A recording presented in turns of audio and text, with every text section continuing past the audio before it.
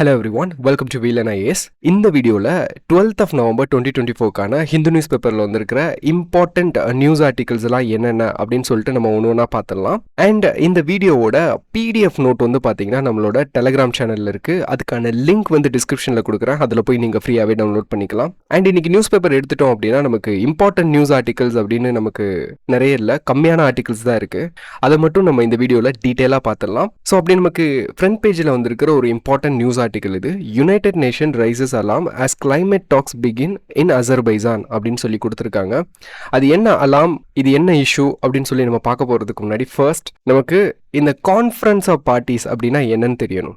So இந்த conference of parties அப்படின்றது வந்து பார்த்தீங்கன்னா யுனைடெட் நேஷன்ஸோட climate change conference every year organise பண்ணுவாங்க அண்டர் பாரிஸ் அக்ரிமெண்ட்ல. ஸோ அப்படி 29th கான்ஃபரன்ஸ் இது. இந்த கான்ஃபரன்ஸ் வந்து எங்கே நடக்குது அப்படின்னா அசர்பைஜானில் நடக்குது. அசர்பைஜானோட கேபிட்டல் பாக்குல. இப்போ இந்த அசர்பைஜானை பற்றி நம்ம எக்ஸாமுக்கு நம்ம கண்டிப்பாக தெரிஞ்சு வச்சுக்கணும். ஏன் அப்படின்னு பார்த்தீங்கன்னா இது வந்து ஒரு பெட்ரோ ஸ்டேட். இந்த கண்ட்ரி வந்து ஒரு பெட்ரோ ஸ்டேட். ஏன் இதை பெட்ரோ ஸ்டேட் அப்படின்னு சொல்கிறோன்னா இந்த கண்ட்ரியோட எக்ஸ்போர்ட் இருக்கு பார்த்தீங்களா, இதுல இருந்து தான் இவங்களுக்கு இன்கமே வருது. அப்போ அந்த எக்ஸ்போர்ட்ல 80% வந்து இவங்க எந்த எக்ஸ்போர்ட் பண்றாங்கன்னா ஆயில் அண்ட் கேஸ், அதாவது ஃபாசில் ஃபியூல். இப்போ இந்த கான்ஃபரன்ஸ் இருக்கு பார்த்தீங்களா, இந்த கான்ஃபரன்ஸ் வந்து கிளைமேட் சேஞ்ச் கான்ஃபரன்ஸ் தானே. இந்த கான்ஃபரன்ஸ்ல மீட் பண்ணி என்ன டிசிஷன் எடுப்பாங்க, எப்படி வந்து கிளைமேட் சேஞ்சை வந்து நம்ம கண்ட்ரோல் பண்றது, அதுக்காக என்னென்ன மிட்டிகேஷன் ஸ்ட்ராட்டஜி நம்ம பண்றது அப்படின்ற டிசிஷன் தானே இந்த கான்ஃபரன்ஸ்ல நடக்கும். ஆனா இது நடக்கிற இடம் வந்து பாத்தீங்கன்னா ஒரு பெட்ரோ ஸ்டேட்ல, அதாவது ஃபாசில் ஃபியூலா மட்டுமே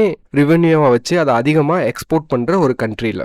இது வந்து நிறைய வேர்ல்டு கண்ட்ரிஸ் வந்து பார்த்தீங்கன்னா இதை வந்து கிரிட்டிசைஸும் பண்ணியிருக்காங்க அண்ட் அவங்க வந்து இந்த கான்ஃபரன்ஸில் பார்ட்டிசிபேட்டும் பண்ணல. ஓகே, அதனால இது வந்து பார்த்தீங்கன்னா நம்மளுக்கு யூபிஎஸ்சி ப்ரிலிமினரி எக்ஸாமில் வந்து பொட்டன்ஷியல் கொஸ்டினாக வர்றதுக்கு வாய்ப்பு இருக்குது. அசர்பைஜான் பற்றி நமக்கு கேட்கலாம். அப்போ இந்த அசர்பைஜான் வந்து பார்த்தீங்கன்னா அசர்பைஜானோட ஈஸ்ட்டில் வந்து காஸ்பியன் சி வந்து இருக்கு. அசர்பைஜானோட வெஸ்ட்டில் அர்மேனியா இருக்கு. நார்த் வெஸ்ட்டில் வந்து பார்த்தீங்கன்னா ஜார்ஜியா இருக்கு. நார்த்தில் வந்து ரஷ்யா இருக்கு. அண்ட் சவுத்தில் வந்து பார்த்தீங்கன்னா ஈரான் இருக்கு. ஸோ அப்போ இதோட பார்டரிங் கண்ட்ரிஸ் அப்படின்னு பார்த்தோம்னா Iran, Armenia, Georgia and Russia. And ரஷ்யாவுக்கும் அசர்பைஜானுக்கும் நடுவில் வந்து பார்த்தீங்கன்னா காக்கசஸ் மவுண்டெயின்ஸ் வந்து இருக்கு. இது வந்து ஒரு நேச்சுரல் பேரியர் ரஷ்யாவுக்கும் அசர்பைஜானுக்கும். ஸோ இந்த இன்ஃபர்மேஷன் வந்து நமக்கு தெரிஞ்சிருக்கணும். இந்த அளவுக்கு ஃபேக்ட் தெரிஞ்சிருந்தா போதும் நம்மளால ஆன்சர் பண்ண முடியும். அண்ட் இந்த கண்ட்ரியோட பாலிட்டின்னு எடுத்துட்டோம்னா இது வந்து பிரசிடென்ஷியல் ஃபார்ம் ஆஃப் கவர்மெண்ட் வந்து இங்கே ரன் ஆகிட்டு இருக்கு. அண்ட் பார்லிமெண்ட் வந்து பார்த்தீங்கன்னா யூனிகேமரல். யூனிகேமரல்னா லெஜிஸ்லேச்சரில் சிங்கிள் ஹவுஸ் தான் இருக்கும், டபுள் ஹவுஸ் இருக்காது. அப்பர் ஹவுஸ், லோவர் ஹவுஸ்னு 2 ஹவுஸ் இருக்காது, ஒரே ஒரு ஹவுஸ் தான், ஒரே ஒரு பார்லிமெண்ட் தான். Okay, that's it. இப்போ இந்த கான்ஃபரன்ஸ் பற்றி பார்ப்போம். இந்த கான்ஃபரன்ஸோட மெயின் கோல் அப்படின்னு என்ன சொல்றாங்கன்னா how to finance climate actions அப்படின்னு சொல்றாங்க. ஸோ இந்த கிளைமேட் ஆக்ஷன்ஸ் அப்படின்றது என்னன்னா இந்த கிளைமேட் சேஞ்சை ரெடியூஸ் பண்றதுக்காக என்னென்னலாம் நம்ம குட் எஃபர்ட் எடுக்கிறோமோ அதை வந்து நம்ம கிளைமேட் ஆக்ஷன் அப்படின்னு ரெஃபர் பண்ணலாம். அப்போ இந்த கிளைமேட் ஆக்ஷன்ஸ் வந்து எப்படி ஃபினான்ஸ் பண்றது அப்படின்றது தான் இந்த கான்ஃபரன்ஸோட மெயின் கோலே. இப்போ இது வந்து ரொம்பவுமே ஒரு அர்ஜென்சி. இந்த கிளைமேட் ஆக்ஷனுக்கான ஃபினான்ஸ் இருக்கு பார்த்தீங்களா, இதை வந்து நம்ம ஒரு அர்ஜென்ட் சுச்சுவேஷன்ல தான் நம்ம வந்து டீல் பண்ண வேண்டியது இருக்கு. ஏன்னா வேர்ல்டு மெட்டீரியலாஜிக்கல் ஆர்கனைசேஷன்ஸ் இருக்காங்க இல்லையா, அவங்க என்ன சொல்லியிருக்காங்கன்னா 2024 இருக்கு இல்லையா, இதுதான் ஹாட்டஸ்ட் இயர் எவர் ரெக்கார்டட். ஓகே, ஸோ இவங்களோட ரிப்போர்ட்டில் இதை தான் சொல்லியிருக்காங்க. ஸோ வருஷம் வந்து பார்த்தீங்கன்னா இப்போ 2023 ஹாட்டஸ்ட் இயர் எவர் ரெக்கார்டுன்னு இருந்தது. அதுக்கப்புறம் இப்போ 2024 வந்து அதையே பீட் பண்ணிருச்சு. ஓகே, அண்ட் இன்னொன்று வந்து பார்த்தீங்கன்னா பாரிஸ் கிளைமேட் அக்ரிமெண்ட் இருக்கு பார்த்தீங்களா, அதோட கோல் கூட ப்ரீ இண்டஸ்ட்ரியல் லெவல்ல இருந்து குளோபல் ஆவரேஜ் வந்து 2 டிகிரி செல்சியஸ்க்குள்ள நம்ம கட்டுப்படுத்தணும், ஆப்டிமலாக 1.5 டிகிரி செல்சியஸ்க்குள்ள நம்ம வைக்கணும் அப்படின்றது தான் நம்மளோட டார்கெட். ஆனால் கரண்டாக குளோபல் ஆவரேஜ் எவ்வளோ போயிருக்குன்னா 1.3 டிகிரிக்கே தொட்டுருச்சு. அப்போது இந்த கிளைமேட் ஃபினான்ஸ் அப்படின்றது பார்த்தீங்கன்னா இப்போ இருக்கிற சுச்சுவேஷனை நம்ம அசஸ் பண்ணோம் அப்படின்னா இது ரொம்பவுமே கிரிட்டிக்கலான ஒன்று, அர்ஜென்ட்டாக நம்ம அட்டென்ஷன் கொடுக்க வேண்டியது ஒன்று. அதனால தான் இந்த கான்ஃபரன்ஸ்க்கு வந்து கிளைமேட் ஃபினான்ஸு வந்து முக்கியமான கோலா வச்சு இதை ஸ்டார்ட் பண்ணியிருக்காங்க. இப்போ ஆல்ரெடி இப்போ நமக்கு நடக்கிற சுச்சுவேஷனை பார்த்தா ஒன்று மட்டும் கண்டிப்பாக தெரியும். என்ன அப்படின்னா இந்த கிளைமேட் ஃபினான்ஸ் இருக்கு பார்த்தீங்களா, இது வந்து ரொம்பவுமே ஒரு டிஃபிகல்ட்டான ப்ரொசீஜர். ஏன்னா நம்ம எப்படி இந்த கிளைமேட் ஃபினான்ஸை வந்து நம்ம அப்ரோச் பண்ணுறோம் அப்படின்னா, அதாவது இந்த டெவலப்டு கண்ட்ரிஸ் இருக்காங்க இல்லையா, இந்த டெவலப்டு கண்ட்ரிஸ்லாம் ஆல்ரெடி எர்த்தை பொல்யூட் பண்ணி தான் என்ன பண்ணிட்டாங்க, டெவலப் ஆயிட்டாங்க. அப்போ இப்போ டெவலப்பிங் கண்ட்ரிஸ் இருக்காங்க இல்லையா எக்கானமிஸ், அவங்க என்ன பண்ணிட்டு இருக்காங்க, பொல்யூட் பண்ணிட்டு இருக்காங்க.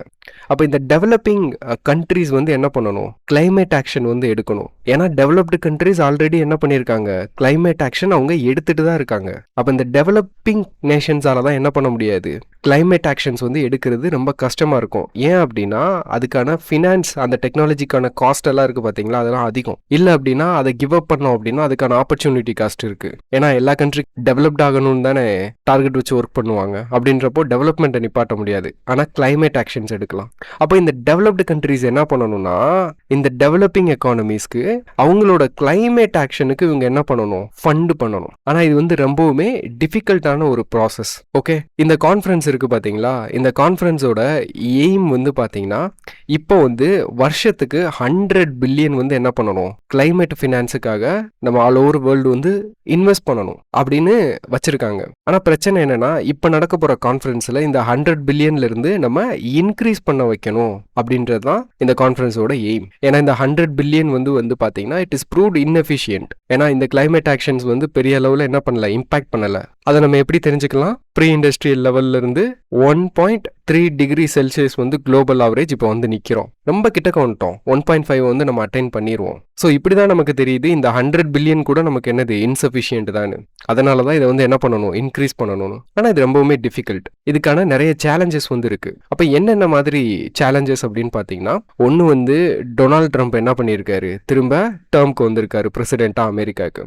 ஆல்ரெடி ஒரு ஃபர்ஸ்ட் டைம் வர்றப்பவே வந்த உடனே என்ன பண்ணார்னா பாரிஸ் அக்ரிமெண்ட் அதுலேருந்து அமெரிக்கா வந்து என்ன பண்ணிட்டாங்க, வித்ட்ரா பண்ணிட்டாரு. எதனால் அப்படின்னா மெயின்லி ப்ரொடக்ஷனிசம், அதாவது நாங்கள் ஏன் பே பண்ணணும், எங்கள் சொத்தை நாங்கள் ஏன் கிவ் அப் பண்ணணும் அப்படின்ற மாதிரி. ஸோ அதை ரிலேட்டடாக வச்சே ட்ரேட் வார்லாம் நடந்தது. ஈவன் இந்தியா யூஎஸ்க்கு கூட ட்ரேட் வார்லாம் நடந்தது. ஓகே, ஸோ இப்போ இதெல்லாம் வந்து நம்ம சேலஞ்சாக சொல்லலாம் இந்த கிளைமேட் ஃபினான்ஸை வந்து இன்க்ரீஸ் பண்ணுறதுக்கு. ஏன்னா டொனால்ட் ட்ரம்ப் திரும்ப வந்துட்டார். அண்ட் வந்து பார்த்தீங்கன்னா ரஷ்யா உக்ரைன் வார் நடக்குது இல்லையா, அதனாலேயே கண்ட்ரீஸில் வந்து என்ன ஆயிடுச்சு, ஃபுட் ப்ரைஸஸ் வந்து இன்க்ரீஸ் ஆயிருக்கு, இன்ஃப்ளேஷன் வந்து வேற லெவலில் போயிட்டு இருக்கு. அண்ட் இந்த மாதம் அக்டோபர் கூட என்னது, லாஸ்ட் ஃபியூ இயர்ஸில் அதிகமாயிருக்கு கம்பேர் பண்ணுறப்போ. இதுதான் வேர்ல்டுலேயும் சுச்சுவேஷன். அப்போ இதெல்லாம் நம்ம வந்து இதோட சேலஞ்சாக பார்க்கலாம் அப்படின்னு இந்த நியூஸ் ஆர்டிக்கலில் வந்து சொல்லியிருக்காங்க. அண்ட் கண்ட்ரீஸோட இம்பார்ட்டன்ட் லீடர்ஸ் எல்லாம் பெருசாக இதில் வந்து பார்ட்டிசிபேட் பண்ணல. Like US, China, India, France, Germany, Australia and small island நேஷன்ஸோட லீடர்ஸ் யாருமே பார்ட்டிசிபேட் பண்ணல. எதனால் அப்படின்னா மெயினாக இது நடக்கிற லொக்கேஷன்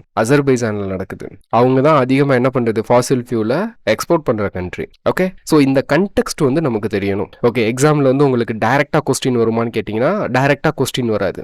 ஈவன் ப்ரிலிமினரி எக்ஸாமில் வந்து நமக்கு அசர்பைஜான் பற்றி கேட்க வாய்ப்பு இருக்குது, மேட்ச் த ஃபாலோயிங்கில் கேட்க வாய்ப்பு இருக்குது, இல்லை இந்த கண்ட்ரியை மட்டும் ஸ்பெசிஃபிக்காக எடுத்து கேட்கறதுக்கு வாய்ப்பு இருக்குது, பொட்டன்ஷியல் இருக்குது ப்ரிலிம்ஸ்க்கு. ஆனால் மெயின்ஸில் வந்து பார்த்தீங்கன்னா டைரெக்டாக இது ரிலேட்டடாக கொஸ்டின்ஸ் வர்றதுக்கு வாய்ப்பு இல்லை. ஆனால் இன்டைரக்டாக நீங்கள் ரெஃபர் பண்ணுற மாதிரி வரும். ஓகே, அதனால இந்த ஆர்டிக்கிளுக்கு கொஞ்சம் அந்த கண்டெக்ஸ்ட் அண்டர்ஸ்டாண்ட் பண்ணுறதுக்கு இம்பார்ட்டன்ஸ் கொடுங்க. ஓகே, அண்ட் நெக்ஸ்ட் ஆர்டிக்கல் பார்க்கலாம். ஸோ நெக்ஸ்ட் வந்து எடிட்டோரியல் ஆர்டிக்கல் தான். இந்த ஆர்டிக்கல் வந்து பார்த்தீங்கன்னா நம்ம எடிட்டோரியல் கோர்ஸில் வந்து டீட்டெயிலாக பார்க்குறதுக்கு இந்த ஆர்டிக்கல் வந்து பெருசாக இல்லை. பட் இந்த ஆர்டிக்கலோட ஓவர்வியூ என்ன அப்படின்றத நான் வந்து சொல்லிடுறேன். அதாவது the LAC agreement the detentes and questions அப்படின்னு சொல்லி கொடுத்துருக்காங்க. The detentes between India and China. So டேட்டன்ஸ்னா என்ன அப்படின்னு பார்த்தீங்கன்னா இட்ஸ் கைண்ட் ஆஃப் ரிலாக்ஸிங். அதாவது பார்டரில் வந்து எல்ஐசியில் ஒரு டென்ஷன் இருந்துகிட்டே இருக்கும் பார்த்தீங்களா, அது வந்து ஒரு ரிலாக்ஸ்டு சுச்சுவேஷனுக்கு போயிருக்கு. ஓகே, ஸோ எதை வச்சு ரிலாக்ஸ்டு சுச்சுவேஷனுக்கு போயிருக்கு அப்படின்னு ஆத்தர் சொல்லியிருக்காங்கன்னா, ஒன்று வந்து இந்தியாவுக்கும் சைனாக்கும் ஒரு அக்ரிமெண்ட் வந்து நடந்திருக்கு. அதாவது எல்ஐசியில் நம்ம என்ன பண்ணிக்கலாம், டிஸ்என்கேஜ் பண்ணிக்கலாம் அப்படின்னு. அப்போ இந்த ஆத்தர் என்ன சொல்லியிருக்காங்கன்னா இந்த அக்ரிமெண்ட்டோட இம்ப்ளிகேஷன்ஸ் பற்றி இந்த ஆர்டிக்கலில் பேசியிருக்காங்க. அண்ட் இந்த அக்ரிமெண்ட்டில் அந்த பேட்ரோலிங் ரிலேட்டடாக சில அக்ரிமெண்ட் ப்ரொவிஷன்ஸ் இருக்குது பார்த்தீங்களா, அதில் வந்து டிரான்ஸ்பேரன்சி இல்லை அப்படின்னு போட்டிருக்காங்க. அண்ட் அது போக ஆத்தர் வந்து ஒரு சில தியரிஸ்லாம் கொடுத்துருக்காங்க. என்னன்னா நம்ம இந்த சைனாவோட என்கேஜ் பண்ணுறப்போ நம்ம என்ன பண்ணணும், ரொம்ப காசியஸாக இருக்கணும் அப்படின்ற மாதிரி சொல்லியிருக்காங்க. ஸோ அப்போது அதுக்கு வந்து ஒரு 4 தியரிஸ் வந்து கொடுத்துருக்காங்க. அதாவது எல்ஐசியில் அக்ரெசிவாக நடந்துக்கிட்டாங்க இல்லையா, நம்மளோட இந்தியாவோட டெரிட்டரிக்குள்ளே வந்து நம்ம ஆர்மிக்கும் என்ன நடந்துச்சு, கை கலப்பெல்லாம் நடந்துச்சு, கல்லை விட்டு எறிவாங்க. ஸோ இந்த மாதிரி ஒரு டென்ஷன் இருந்துகிட்டே இருக்கு இல்லையா, இப்போ ஏன் இதை சைனா பண்ணணும் அப்படின்றதுக்கு இந்த தியரிஸ் வந்து கொடுத்துருக்காங்க. ஒன்று வந்து அசர்ட்டிவ் ஆக்ஷன் தான். ஓகே, ஸோ என்ன அப்படின்னா லைக் இந்த டிஸ்பியூட்டட் ஏரியா இருக்குது பார்த்தீங்களா, அதுலலாம் அது எங்களுக்கு சொந்தம் அப்படின்றத அசர்ட் பண்ணுறது. ஏன்னா இப்போ தைவான்ல கூட அந்த இஷ்யூ தான் பண்ணிட்டு இருக்காங்க. ஈஸ்ட் சைனா சீலையும் இதே வேலை தான் பண்ணிட்டு இருக்காங்க. அப்போ இந்தியாவோட எல்ஐசியில் பிரச்சனை வந்ததுக்கு அவங்களோட அசர்ட்டிவ் ஆக்ஷன் கூட ஒரு காரணமாக இருக்கலாம்னு ஒரு தியரி சொல்கிறாங்க.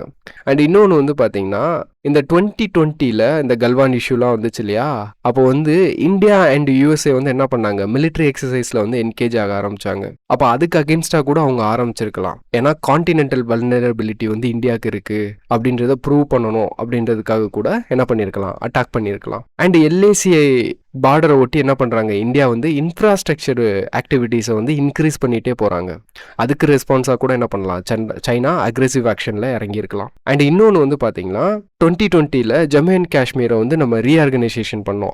ஜம்மு அண்ட் காஷ்மீருக்கான ஸ்பெஷல் ஸ்டேட்டஸ் வந்து ரிமூவ் பண்ணி கான்ஸ்டியூஷனால் ரிமூவ் பண்ணிட்டோம். ஸோ அதுக்கு ரெஸ்பான்ஸ் பண்ணுறது மாதிரி கூட டைரக்ட் ஆக்ஷன்ஸில் சைனா வந்து என்ன பண்ணியிருக்கலாம், நடந்துட்டு இருந்திருக்கலாம். ஸோ இந்த மாதிரி ஒரு 4 தியரி கொடுத்துருக்காங்க. இது வந்து நம்ம எக்ஸாமுக்குலாம் யூஸ் ஆகாது. ஓகே, பட் ஒரு ஜென்ரல் பர்ஸ்பெக்டிவ் தெரிஞ்சு வச்சுக்கிறோம், அவ்வளவுதான். ஓகே, இப்போ இந்த அக்ரிமெண்ட் போட்டிருக்காங்க இல்லையா, இந்த அக்ரிமெண்ட் போடுறதுக்கு என்ன காரணம் அப்படின்றதையும் சொல்லியிருக்காங்க.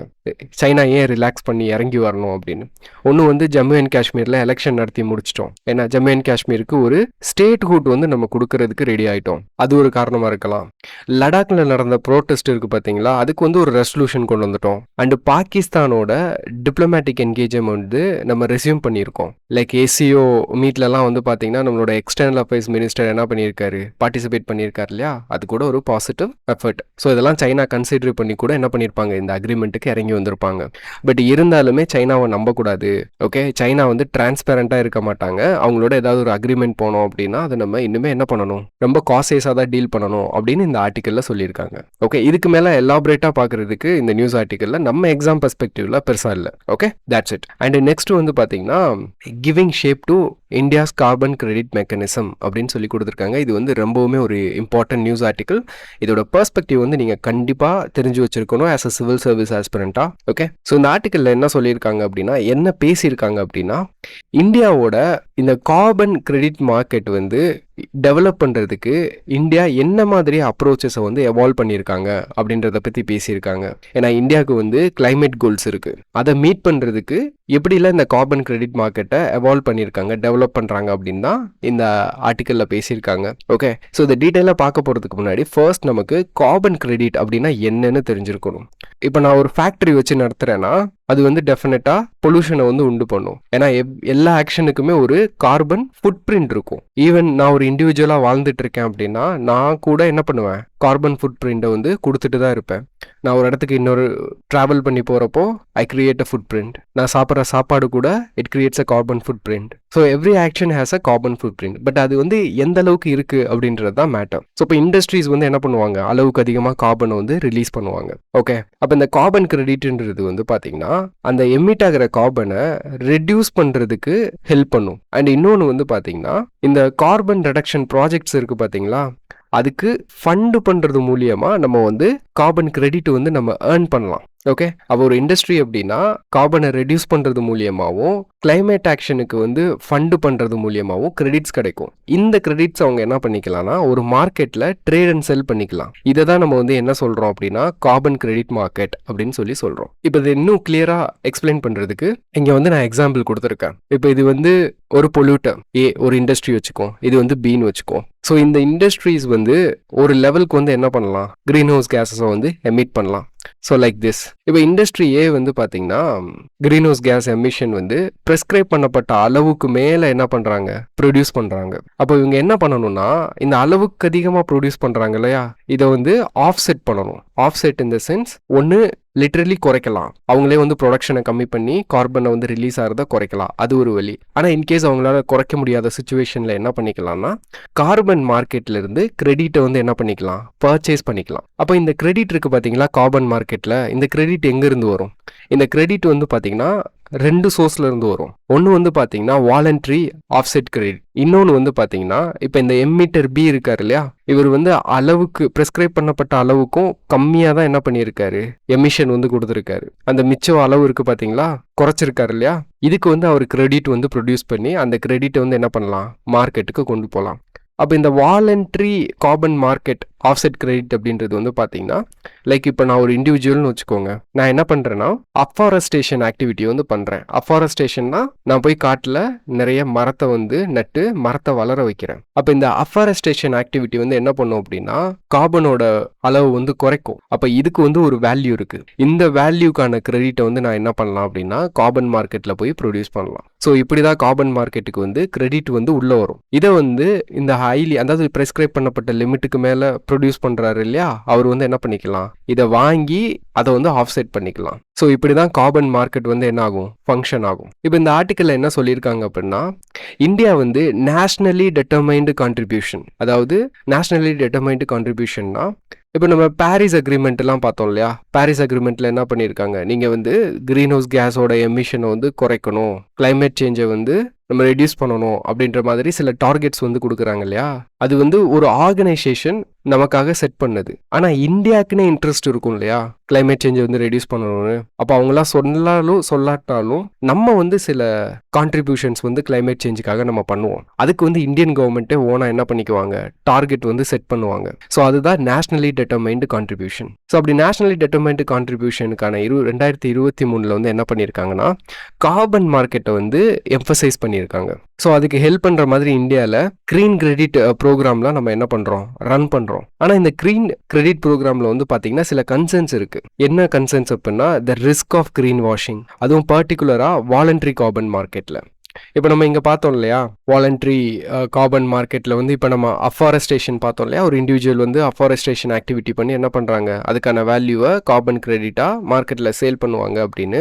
ஸோ அங்கே தான் வந்து பார்த்தீங்கன்னா பெரிய ப்ராப்ளம் இருக்குது. என்ன ப்ராப்ளம் அப்படின்னா அவங்க அந்த ட்ரீ வந்து பிளான்ட் பண்ணுறாங்க இல்லையா, அந்த பிளான்டேஷன் வந்து பார்த்தீங்கன்னா நான் சயின்டிஃபிக் ட்ரீ பிளான்டிங்காக இருக்கும். ஏன்னா அவங்க வந்து ஆக்சுவலாக ட்ரீ வந்து பிளான் பண்ணுறது வந்து உண்மையிலேயே வந்து ஆடிஷ்னாலிட்டி எஃபெக்ட் கொடுக்குதா இல்லையா அப்படின்றது நமக்கு என்ன பண்ணாது, நமக்கு தெரியாது. அதை மெஷர் பண்ணுறதுக்கு எந்த விதமான மெக்கானிசமும் நம்மக்கிட்ட இல்லை. ஆடிஷ்னாலிட்டி எஃபெக்ட் அப்படின்னா லைக் அவங்க பிளான் பண்ணப்பட்ட அந்த ப்ராஜெக்ட், அந்த அஃபாரஸ்டேஷன் ப்ராஜெக்ட் வந்து உண்மையிலேயே கார்பனை வந்து குறைச்சிருக்கா அப்படின்றதுக்கான சயின்டிஃபிக் எவிடன்ஸ் வந்து நம்மகிட்ட கிடையாது.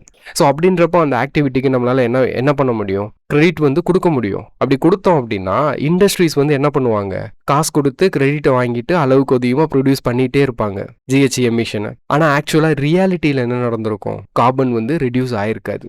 ஓகே, இப்படி ஒரு ரிஸ்க் வந்து நம்மளோட க்ரீன் கிரெடிட் ப்ரோக்ராமில் இருக்குது. அப்போ இதை வந்து நம்ம சரி பண்ணணும். அப்போ இதுக்கு வந்து ஆத்தரே வந்து சில சொல்யூஷன்ஸ் வந்து சொல்லியிருக்காரு. லைக் நம்ம வந்து நேஷ்னலி ஒரு ரிஜிஸ்ட்ரி வந்து நம்ம டெவலப் பண்ணணும். இதில் வந்து எல்லா கார்பன் கிரெடிட்ஸையும் நம்ம என்ன பண்ணணும், ட்ராக் பண்ணணும். அண்ட் டபுள் கவுண்டிங்கை வந்து நம்ம குறைக்கணும். இது எல்லாத்தையுமே ஒரு தேர்ட் பார்ட்டி இருந்து பண்ணணும். இதெல்லாம் அசஸ் பண்ணுறதுக்கு கவர்மெண்ட் அண்ட் இண்டஸ்ட்ரீஸ் இவங்களுக்கு அடுத்து தேர்ட் பார்ட்டி ஒருத்தவங்க இன்வால்வ் ஆகி இந்த ரிஜிஸ்ட்ரியை வந்து மெயின்டைன் பண்ணணும் அப்படின்னு ஆத்தர் சொல்லியிருக்காரு. ஏன்னா அது வந்து இன்னுமே டிரான்ஸ்பரண்டாக இருக்கும். அண்ட் பாரிஸ் அக்ரிமெண்ட்டில் வந்து ஒரு மெக்கானிசம் கொடுத்துருக்காங்க, இன்டர்நேஷ்னலி டிரான்ஸ்ஃபர்டு மிட்டிகேஷன் அவுட்கம்ஸ் அப்படின்னு சொல்லிட்டு. ஸோ இதில் என்ன ரெக்கமெண்ட் பண்ணுவாங்க அப்படின்னா இப்போ வந்து இந்த கார்பன் கிரெடிட் மார்க்கெட் வந்து ஒரு கண்ட்ரிக்கு ஸ்பெசிஃபிக்காக தானே உள்ளே இருக்குது. இப்போ இந்தியாக்குள்ளே இருக்கிற கம்பெனிஸ் இதுக்குள்ளேயே தான் அந்த கிரெடிட்டை வாங்கி நம்ம ட்ரான்ஸ்ஃபர் பண்ணிக்க முடியும், ட்ரேட் அண்ட் செல் பண்ணிக்க முடியும். இன்டர்நேஷ்னலி இதை வந்து பண்ண முடியாது. அப்போ பாரிஸ் அக்ரிமெண்ட்டில் சொல்லியிருக்கிற மாதிரி நம்ம என்ன பண்ணணும், இதை வந்து ஒரு இன்டர்நேஷ்னல் மெக்கானிசமாக, அதாவது இந்த கார்பன் கிரெடிட்டை கண்ட்ரி டு கண்ட்ரி நம்ம என்ன பண்ணிக்கலாம், ட்ரான்ஸ்ஃபர் பண்ணிக்கலாம் அப்படின்ற ஒரு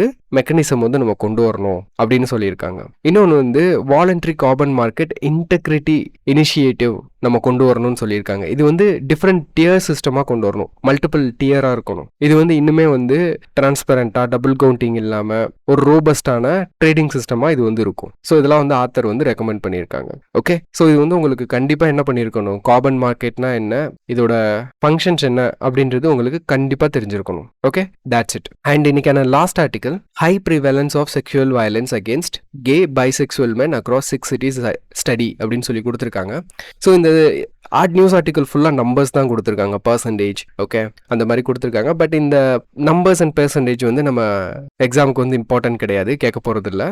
பட் என்ன அப்படின்னா இந்த கே அண்ட் பைசெக்சுவல் கம்யூனிட்டி இருக்காங்க இல்லையா, இவங்க வந்து vulnerable section of the society நம்ம சிலபஸில் டைரெக்டாக கொடுத்துருக்காங்க. அப்போ இவங்களுக்கு என்ன பிரச்சனை அப்படின்றது நமக்கு தெரியணும். ஏன்னா இவங்களுக்கு அகேன்ஸ்டாக வந்து வயலன்ஸ் வந்து இன்க்ரீஸ் ஆகுது அப்படின்றது நமக்கு இப்போ தெரிஞ்சிருக்கு. ஓகே, சிட்டி வைஸ் ஸ்பெசிஃபிக்காக டேட்டா கூட இதில் கொடுத்துருக்காங்க, but that is not important. ஆனால் இந்த வயலன்ஸை கண்ட்ரோல் பண்ணுறதுக்கு என்ன மெஷர்ஸ் வந்து நம்ம கண்ட்ரியில் இருக்குது அப்படின்னு கேட்டிங்கன்னா ஐபிசியில் கூட சம்திங் இருந்தது. ஆனால் இப்போ அப்டேட் பண்ணப்பட்ட பாரதிய நியாய சன்ஹிதா இருக்குது பார்த்தீங்களா, இது வந்து கம்ப்ளீட்டாக என்ன பண்ணிருச்சு, மென் அண்ட் டிரான்ஸ்ஜெண்டர் பீப்புளை பாதுகாக்கிறதுக்கு எந்த விதமான ப்ரொவிஷன்ஸும் இல்லை, பர்டிகுலராக ரேப்ல இருந்து. இந்த ஒரு ஆஸ்பெக்ட் இந்தியாவில் ஒரு பிரச்சனை இருக்குது அப்படின்றது உங்களுக்கு தெரிஞ்சிருந்தா போதும். ஓகே, நீங்கள் வந்து மெயின்ஸில் ஜஸ்ட் ஒரு பாயிண்ட்டாக ரெஃபர் பண்ணுற மாதிரி தான் இருக்கும். டீட்டெயில்டாக இதுலேருந்து மட்டுமே கொஸ்டின்ஸ் வந்து நமக்கு வரப்போகிறது இல்லை. ஓகே, சரி, இப்போ இந்த ரிப்போர்ட் வந்து ரிலீஸ் பண்ணியிருக்காங்க. இதை பற்றி டீட்டெயில்டாக இஷ்யூஸ் ஏதாவது வந்துச்சு, எடிட்டோரியல் ஆர்டிக்கல் ஏதாவது வந்துச்சுன்னா அப்போ வந்து நம்ம டீட்டெயிலாக பார்க்கலாம். Okay, that's it. ஸோ இதோட நீங்கள் வீடியோவை முடிச்சுக்கலாம். உங்களுக்கு ஏதாவது டவுட் இருந்துச்சு அப்படின்னா கமெண்ட் செக்ஷனில் வந்து நீங்கள் என்ன பண்ணுங்கள், கமெண்ட் பண்ணுங்கள், அதுக்கு நான் ரிப்ளை பண்ணுறேன். ஓகே, தேங்க்ஸ் ஃபார் வாட்சிங் திஸ் வீடியோ கைஸ்.